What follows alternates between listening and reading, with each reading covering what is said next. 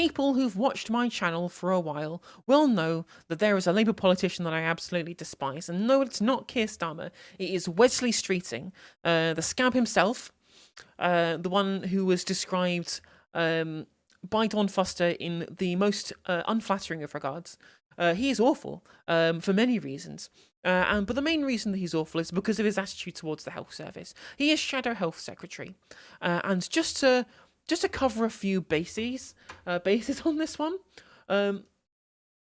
he has been calling for a very long time an increase in private provision in the NHS, right? And this is obviously coming to a head a lot at the moment because of the issues with regards to the nurses' strike, the issue with the increasing backlog because of COVID over and over and over again, right? This has continued becoming an issue as the health service disintegrates under Conservative underfunding and because of the strain of the pandemic as well.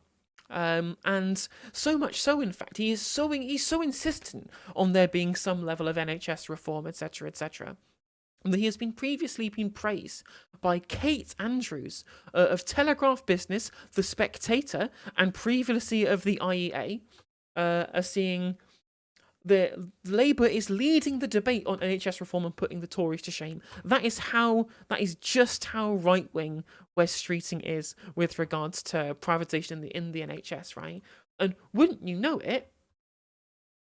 This is the same guy, I don't have my bookmarks on Twitter, who's received tens of thousands of pounds in donations from people with investments in private healthcare.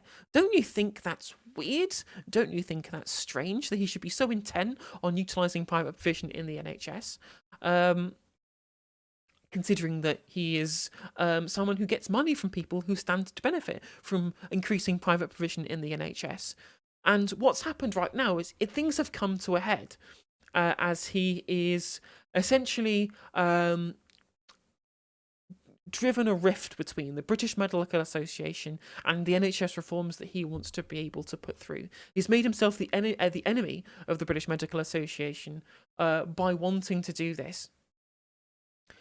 And one of the things that he said specifically is that they want to be able to increase the number of beds available and to be able to use it to decrease waiting times, despite the fact that there's already additional queues in the private sector as well, right? The BMA, by saying that, he's essentially admitting that the BMA are completely right in their analysis, which you can read online. They've got an NHS backlog data analysis document that you can read for yourself. I highly recommend you doing so. And the things that they advise, right? He's essentially admitting, and that everyone all understands that you cannot fix this problem of the waiting list issue unless you build additional capacity into the NHS itself. And you can't poach staff, which he seems to want to do so, right? From private sector because they already share a staffing pool already. The vast majority of the medical staff do both at the same time. They share a staffing pool. You're not going to be able to increase staffing by using the private sector. And at the moment, when we do that, we're hiring agency doctors on £5,000. Which we could be spending on giving the nurses and doctors the pay increase that Labour, Wes Streeting, Liz Kendall and Keir Starmer, all of the morning rounds have told people that we can't fucking give them in the first place. It's nonsensical. It makes literally no sense. If you want to do the recruitment that they're telling us that they want to be able to do into the NHS, to be able to increase the staffing levels, they can't just poach it from the private sector because it's the same staffing pool. They're going to need to recruit, and they're not going to be able to recruit when the pay is garbage. Right? And they're telling people that they're going to continue to keep the pay garbage. As I said, so much so, in fact, that when Keir Starmer says that, he believes that the pay for nurses was fair under the last Labour government, he's now telling them they can't have a pay rise that would get their pay to equivalent levels of what it would have been in 2010. Right? That's just an untenable position for him. It's nonsensical, completely nonsensical. Even the Health and Social Care Committee in Parliament has concluded that it's impossible to clear the backlog without building capacity into the NHS itself, right?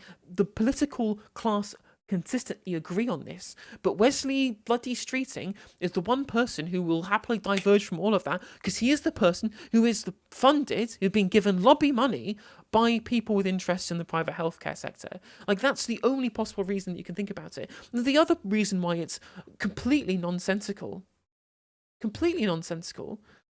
is because of the fact that people don't trust. People like nurses, right? 54%. support the nurses' strike action against 23% of the who oppose the nurses' strike action. And here's the one here saying that he vows to have war on hostile health unions. This is the fucking Labour Party we're talking about here. And talking about the NHS reforming or dying, which is exactly what all of these neoliberal think tank ghouls have been trying to push through for the past decade. This man is the absolute worst. You cannot trust this man with the National Health Service. You cannot trust him. He's completely untrustworthy, right? And him saying dumb things about care in the community as well. Let me find the tweet. This is the one, right?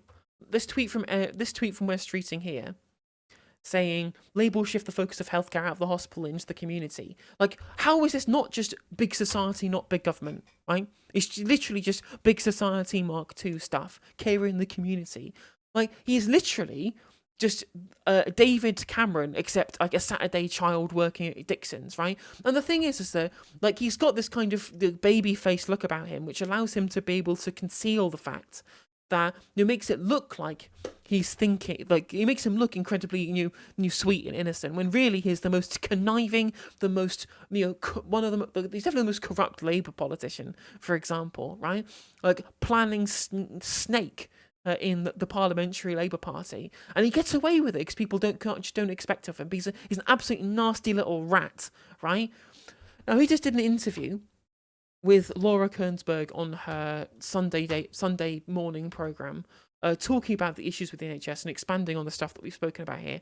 I've not actually watched the whole thing in full, but I cannot imagine that it would be any good, considering the fact that he's just way out of step with the entirety of the public. The public want more money in the NHS. The public want less privatisation in the NHS. The public trust the nurses. The public support the nurses' union. Like, it's not just bad policy. It's not just repugnant policy and rancid corruption. It's also incredibly stupid politically, because you're just not acquiescing to the demands of the actual public, right? And when Keir Starmer's backing Wes Streeting, saying that, the NHS just needs a can-do attitude, like, you've got to believe that this must be their own ideological belief in this, right? No one could be lying this dumbly, right? You would think that if they were going to try and lie about this stuff and then turn tail at the next election, after they've won, right? If they were just trying to lie to the public to be able to win and then change in course immediately post-election, right? You'd think they would hire spin doctors who would be able to put these points across in a less traumatically stupid and unconvincing way. Like, you'd have to think that they would be in that position, but apparently not. Anyway, let's watch this interview here and let's see what nonsense Wesley has to be able to defend his positions. The story of the moment, of course, is those strikes, particularly in the NHS, which we've been discussing. The man who wants to be Labour's Health Secretary if they win the election is Wes Streeting, and he's here with us this morning. Great to have you in the studio. I'm glad you didn't say next Health Secretary, because we go through them so regularly. You can never guarantee that'll be the case. Well, who knows? Who knows what will happen next? There's always unpredictability in British politics, isn't there? Would nurses and ambulance workers be striking if there was a Labour government? No, I don't think they would, not least given we've had this 11th hour intervention from the Royal College of Nursing and Unison saying if the government agrees to talk, to negotiate, there will be no strikes this week. Now, I think that is an offer too good to refuse, and I cannot understand why James Cleverly just sat in this chair a moment ago, refusing that reasonable offer, but perhaps worse still, pretending that government doesn't have a role to play. It's like, oh, I'm sorry, but there's a problem to be solved. Don't ask me. I'm just a government minister. I'm just here for the government car, the red box and the parties at number 10. So if you were the Health Secretary, though, Wes Streeting, would you pay the nurses more? Would you give them more? We'd certainly be prepared to talk about pay, terms and conditions and the way that the whole pay review body process works. Still going with the independent pay review body shit. Like, the independent pay review body is advocating pay rises, not just less than inflation, not just that's what they're asking for, not just less than inflation, but less than the average private sector pay increase over the last year, which is at 6.6%. You're supposed to be fighting for these people, Wes, and you're still going on this. Oh well, actually, if we actually look at the institutions that we have to pander to be able to ensure that the establishment are happy. God fucking hate these people. Just say yes. People want you to pay them more. The British people are massively in favour of them getting paid more. Just say yes. What do you have to lose by just saying yes, Wesley? I think that the staff who are going on strike feel their backs are against the wall. Yes, it's about pay and the cost of living pressures. And they we want understand more money. that. Would you give them more money? They do. We'd be willing to talk. But what I'm not going to do, Laura, at this Just say yes. You don't have to give a number. Just say fucking yes. stage is create a hostage to fortune for a Labour government that, let's assume elections in 2 years' time.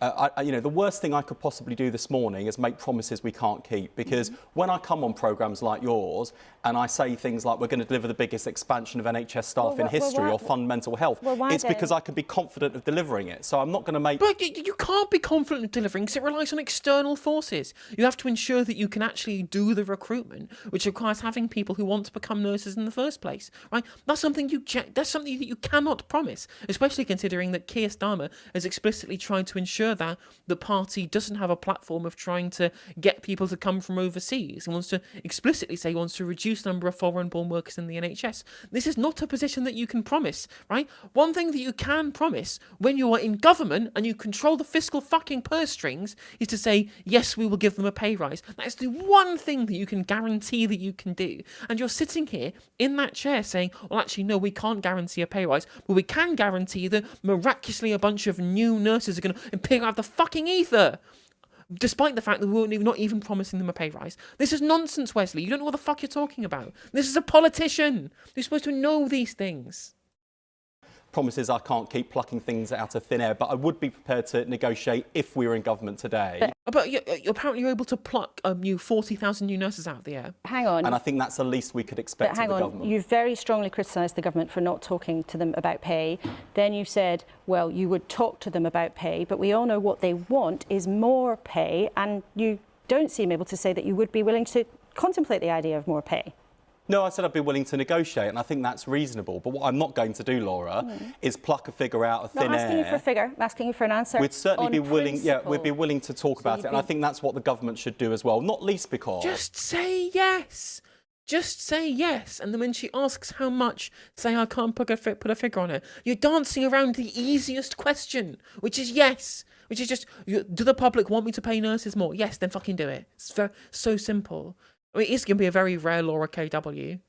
Of course, there are wider issues in the NHS, and the message I get from staff who are going on strike is it's not just about their pay, it's about the wider conditions they're working in, the moral injury they feel. But I'm worried about retention, and we are seeing staff leave the NHS, particularly... I wonder what a really good solution to retention might be.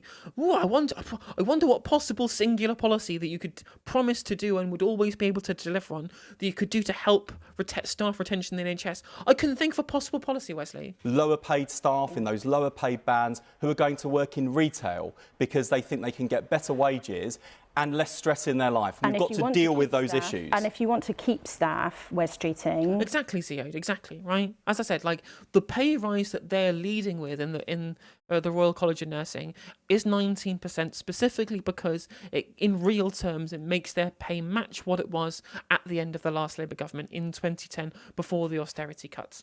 It's very, very simple. That's why they want the pay rise. And if you can come on TV and tell people that what they were being paid in 2010 was fair, and then not advocate for them getting pay rises to match that now, then you're advocating for them. You're advocating for them to get unfair wages. That's the only possible conclusion that can be drawn from that.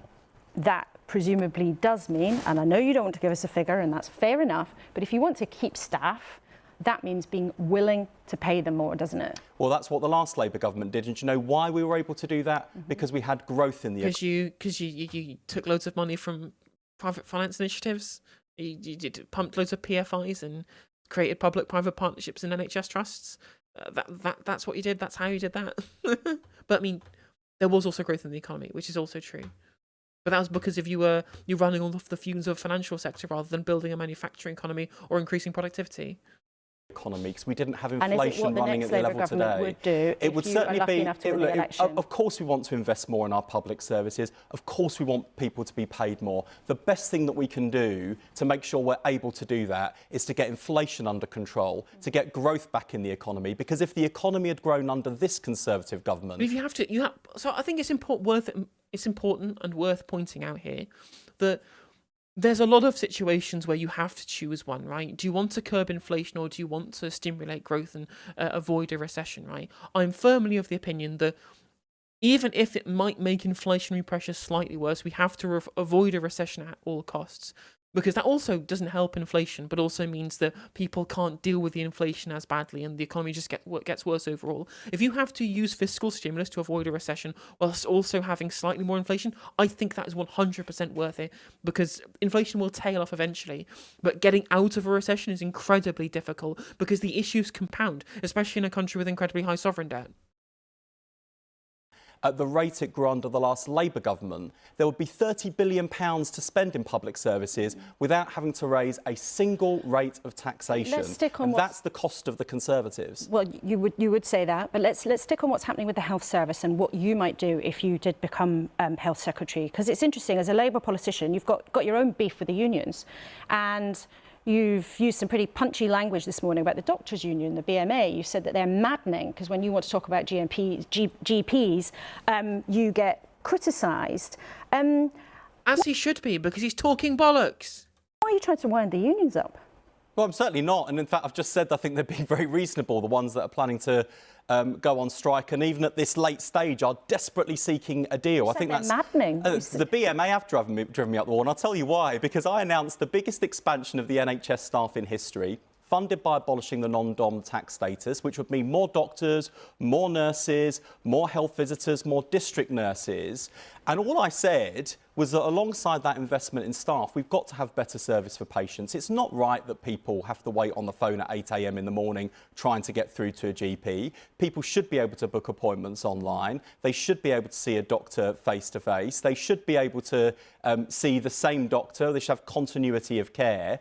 And look, I appreciate the pressure that GPs are under. I'm not bashing GPs, but when I say I'm going to invest in the workforce, I don't expect the BMA to come out and treat me like some sort of heretic because I'm demanding better standards for patients. And I do understand the pressures. They're attacking you because of your nonsense about private investment in the NHS. That's, again, going against their own discussion of dealing with the issues with regards to the NHS backlog. NHS is under. I take my hat off to staff, including those who saved my life last year when I was going through kidney cancer. I don't blame them for the crisis in the NHS, but when a Labour government is putting extra investment in, it's reasonable for us to expect better standards for patients too. And when you said also that the NHS needs to reform or die, I mean, what do you mean by that? I mean, I know you're interested in bringing more technology into the NHS, but maybe is the braver question to ask whether the NHS actually, with all our demographic problems, ageing population, increasing demand, does the NHS actually need to think about doing less? Actually, there's an excellent study. I think I have it in my bookmarks here. Let me find it.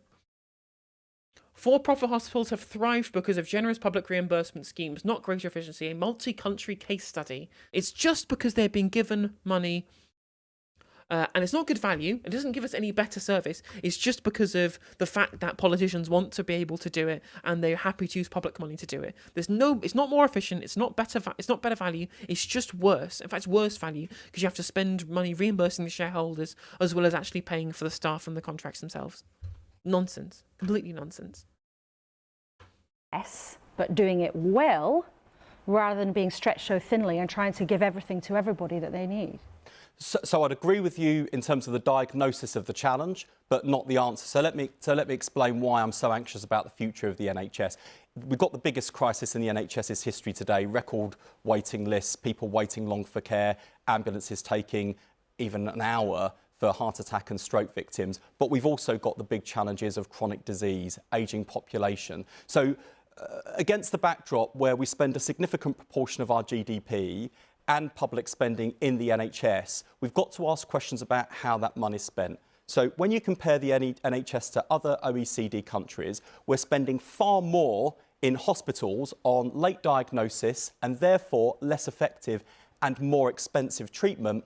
If we had more of that resource in primary care, community services, mental health, social care, we can deliver better outcomes for patients and better value for the taxpayer. So those are the changes I want to see if we're to defend an NHS free at the point of use, which I'm absolutely committed to. Because when I went through kidney cancer last year, against everything else I had to worry about, the one thing I didn't have to worry about was the bill, and I'm determined to uphold that founding equitable principle that the NHS has been based on for nearly 75 years. But you're also talking, Wes Streeting, about using more the private sector more in the NHS. Now, there's a concern that when there aren't enough staff anywhere, if you just bring in the private sector, all you do is you move staff to somewhere else, and you could actually make the problems worse.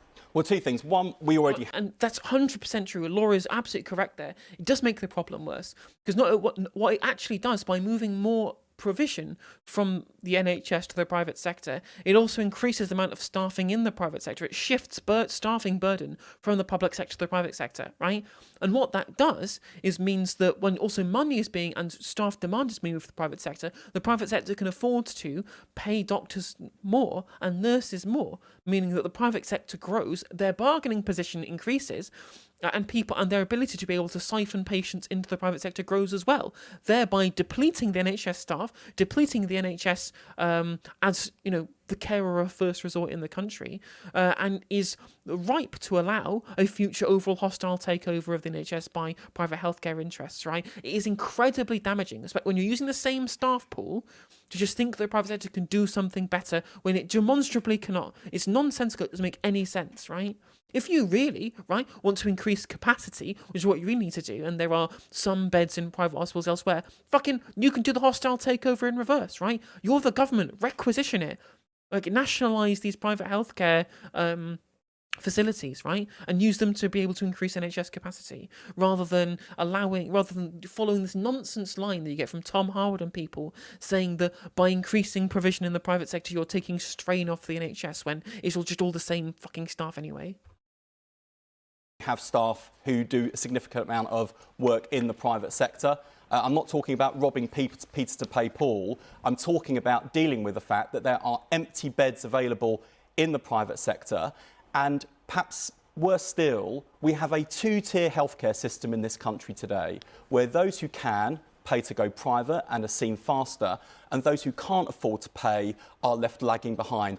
And I think that is deeply unfair. I would rather... Then stop giving the private sector exactly what they fucking want and giving them a bigger share of the market, which will only lead to, in future, a more tiered health care system. I'm sorry, this is just nonsense, Wes. Short-term measure, use the private sector to bring down NHS waiting lists faster at no cost to those people who can't afford private healthcare, at the same time as putting the investment we need to make the NHS fit for the future. And that's what the last Labour government did, as well as delivering the lowest waiting times and the highest patient satisfaction in history. Use of the private sector fell under the last Labour government because we made the... That's just a lie. That's just a straight up lie. Privatisation continued to expand under New Labour. PFIs are stealth privatisation. You can try and tell us that they're not, but we know full well that they are. Wes. Don't try and pull the wool over our fucking eyes. We know that private provision increased under the last Labour government. This is just a complete lie. This is not true. The NHS so good that people didn't have to pay to go private. But by bringing the private sector in, though, you are giving resource that would otherwise be going to the NHS to the private sector. And many people in your own party 100%. Aren't OK with that. 100%. I'm not OK with people waiting months, years in some cases for treatment. I'm not OK with people... Then requisition the available space. Nationalise the private healthcare institutions or the spare beds in the private sector. You're the government. You can do that. Who are wealthy getting seen faster, while people who are not wealthy are left lagging behind. That's not a Labour principle. That's not the Labour way. Our job is to get patients seen as fast as possible, and helping to alleviate some of that pressure on the NHS will help us to make the changes we need to make the NHS fit for the future. So yes, more investment going in terms of staff, because without a plan for the workforce, you don't have a plan for the NHS, but also thinking about where the money is spent, getting there earlier. But you're spending more money, because not only are you then trying to do what you need to do, which is build more capacity into the NHS with more investment, you're also then spending money on top of that to rent extra space that isn't actually increasing capacity on a basis from the private sector, which increases the level of investment in the private sector overall. This is nonsensical. Just focus on building the capacity into the NHS now, and also requisition the private sector space too. with faster treatment, faster diagnosis, better outcomes for patients, better value for money for the taxpayer. But is it the Labour way to use the private sector more, to talk about making sure the NHS reforms or else it doesn't get the investment that it says that it needs? Is it the Labour way to talk about the BMA calling you a heretic and say that the union's driving you mad? I mean, I think there might be some of our viewers this morning, Wes Streeting, and some people are in your own party, listening to you this morning thinking, that sounds a bit like the kind of thing that a Conservative might say. No, I'll tell you what the Conservatives will say. Yeah, exactly what a Tory would fucking say. It's exactly what the Tories are already doing. This man on your screen, this is a Tory man. This is a Conservative. Like, he is right. He is a right-leaning. He is right. He's right. He's right. He's right. He's right wing. Like, this right wing. That's all he is. He's a right wing man. He believes in right wing policy, and he's a snake. And you cannot trust this man. Say, not me, Gov, nothing to do with me. The problem's in the NHS. Oh, it's nothing to do with the government we've had in place for 12 years that took us into the pandemic with record NHS waiting lists, 100,000 NHS staff vacancies, 112,000 vacancies in social care. These absolute charlatans have left the NHS in the worst crisis in its history, and they have no answers. We're not fighting them ideologically here. You're agreeing with the base principle of private involvement in the NHS, but you're just saying that they do it you'll do it better than they will. And I'm telling the government, by all means, nick Labour's policies. When I announced our NHS workforce plan, do you know who welcomed it? Jeremy Hunt, because he knows that workforce is the issue, and he says because the smart governments nick the best. And he says nick the best ideas of the opponents. That's what Jeremy Hunt. If your policies are so right wing that a Conservative government is ready to steal them, what's the point of winning power? What's the point of changing the government? If your policies are so right wing that the other party will agree with them, that's essentially you admitting, Wesley, in 4K or 720p in my case, right? Like, it's you literally tacitly endorsing and admitting the fact that there is no political choice in this country. There are the two business parties, and you get to choose a colour of rosette that somebody wears. If you genuinely believe that both parties essentially stand for identical things and that you believe in the same NHS model as Jeremy fucking Hunt, the guy who wrote a book about how to privatise the NHS. I'm sorry, you cannot trust this man with the health service. He's a liar, a charlatan. Amusingly, funny that he would call someone else that, right? Like, incredibly fucking ironic. He is the worst member of the shadow cabinet. He's the worst MP in the Labour Party, apart from maybe Neil Coyle. He's awful. You cannot trust him. Fuck Wes Streeting. Please subscribe.